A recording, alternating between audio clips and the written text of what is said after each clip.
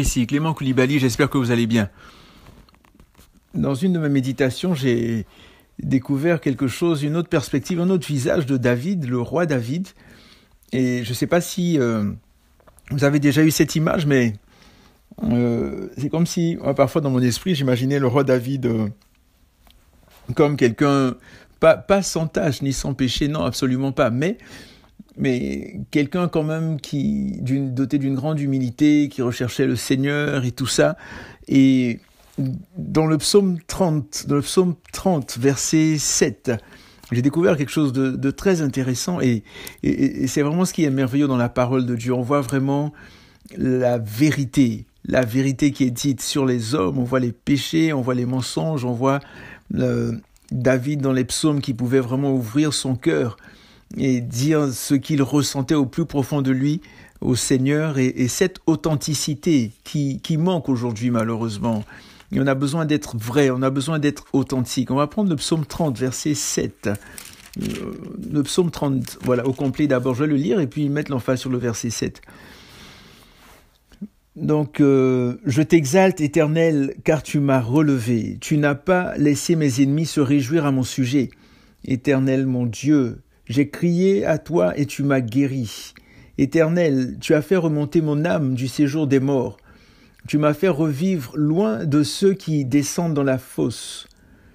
Psalmodiez en l'honneur de l'Éternel, vous ses fidèles. Célébrez son saint nom, car sa colère dure un instant, mais sa faveur toute la vie. Le soir arrivent les pleurs et le matin la jubilation. Je disais dans ma tranquillité, je ne chancellerai jamais.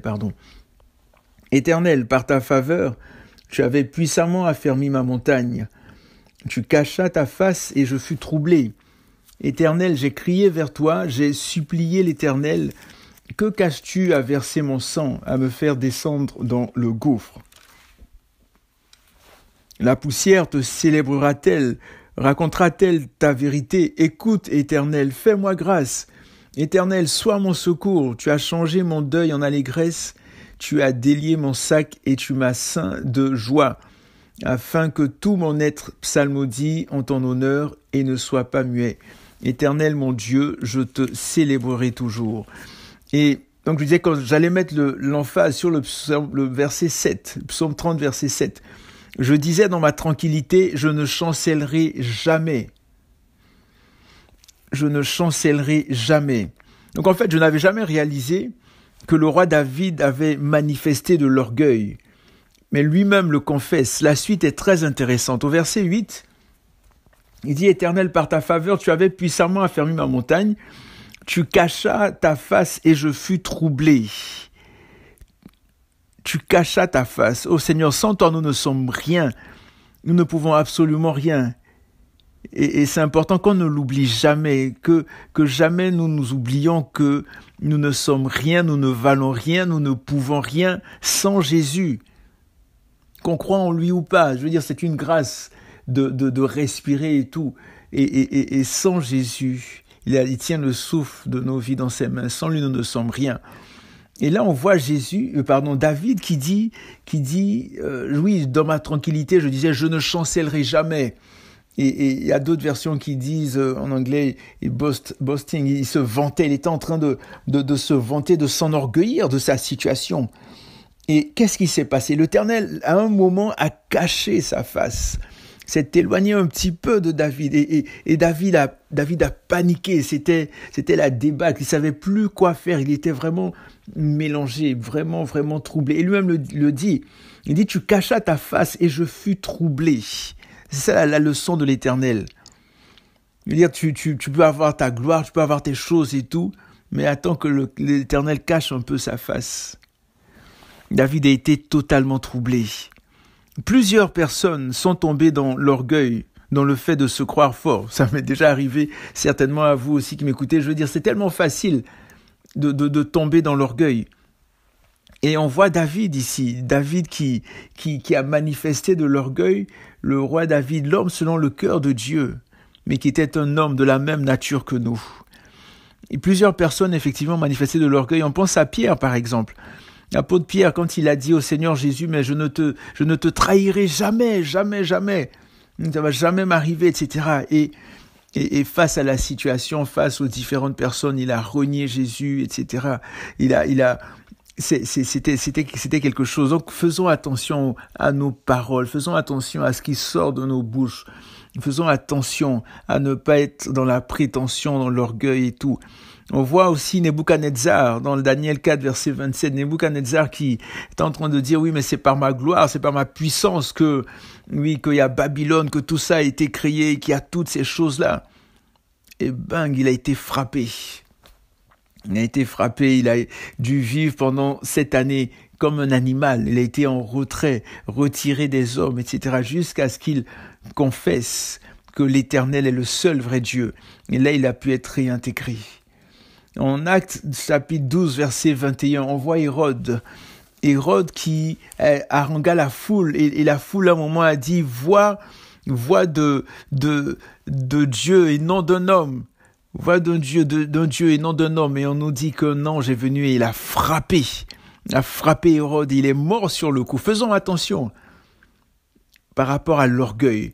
On ne sait pas à quel moment il y a un ange qui peut passer, se promener et puis nous frapper. Je me rappelle, j'ai vu dernièrement une vidéo d'une personne, une humoriste américaine, je pense, qui se moquait, des gens qui, je pense, parlaient de complotistes ou qui n'étaient pas vaccinés, peu importe, etc. Et puis à un moment, elle a blasphémé, elle a dit, ah mais Jésus doit m'aimer, là, là. Et puis dans son spectacle, et puis bring, elle a été terrassée. Et vous voyez, on ne joue pas avec le nom de Dieu. On ne prend pas le nom de Dieu en vain. Et donc, faisons attention aussi. L'orgueil, on peut penser qu'on est fort et tout. Mais c'est très, très, très important. Et donc, en conclusion, 1 Corinthiens 10, 12. Ainsi donc, que celui qui pense être debout prenne garde de tomber. Arrêtons de penser qu'on est debout, qu'on peut ou qu'on sait tout. Il y a ce passage aussi que j'aime beaucoup dans 1 Corinthiens 8.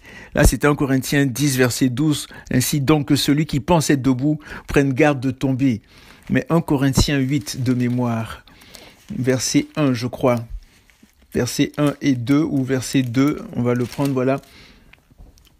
Il est dit, la connaissance enorgueillit, mais l'amour édifie. Si quelqu'un, verset 2, si quelqu'un pense connaître quelque chose, il n'a pas encore connu comme il faut connaître. Si quelqu'un pense connaître quelque chose, il n'a pas encore connu comme il faut connaître. C'est tellement facile de tomber dans l'orgueil. Je veux dire, l'orgueil spirituel même, de dire oui, j'ai des révélations, j'ai des visions, je connais certaines choses par rapport aux autres, etc. C'est tellement facile. Regardez, c'est le premier péché, c'est le péché par lequel Satan est sorti, Lucifer à l'époque, mais qui est sorti du ciel. Il a été précipité, mais à cause de l'orgueil. Il a dit, mais je veux me mettre au-dessus de Dieu. Monter à la montagne de Dieu, et il a été précipité, chassé. L'orgueil. C'est très dangereux. L'humilité précède la gloire, l'orgueil précède la chute. Faisons attention. David ici a manifesté de l'orgueil dans le psaume 30, et il s'est rendu compte que sans l'Éternel il ne pouvait rien, et il s'est confessé. Si c'est quelque chose qui nous arrive ou qui nous est arrivé, vraiment, confessons-nous le plus rapidement possible. Et vraiment, soyons au pied du Seigneur Jésus. Demandons-lui de nous délivrer de tout orgueil, de toute racine d'orgueil. Et il y aurait tellement de choses à dire, mais j'aimerais vraiment juste m'arrêter là. Et vraiment, comme je l'ai dit, David qui se repent, repentons-nous, marchons dans la repentance. Marchons dans l'humilité. Demandons au Seigneur son aide. Sans lui, nous ne pouvons rien. Voilà, donc portez-vous bien, prenez soin de vous, que Dieu vous garde. Surtout n'oubliez pas que Jésus revient très très très bientôt. Et Seigneur, je veux prier pour toutes ces personnes qui entendent ce message, toutes ces personnes, Seigneur, je prie, Seigneur, afin que tu nous amènes à marcher vraiment dans l'humilité, à rechercher ton exemple, à rechercher, à te ressembler de plus en plus, Père. Et s'il y a des personnes qui souffrent, qui sont malades, Seigneur, je prie pour leur guérison maintenant dans le nom puissant de Jésus. Relâche ton esprit de guérison, relâche Seigneur ton règne, ta gloire Seigneur, peu importe leur maladie, peu importe leur souffrance Seigneur, que ce soit Seigneur mon Dieu, des douleurs émotionnelles, des blessures physiques, des blessures spirituelles, émotionnelles, merci parce que tu es le Dieu qui guérit, merci pour la guérison Père dans le nom de Jésus, Amen. Portez-vous bien et à très bientôt.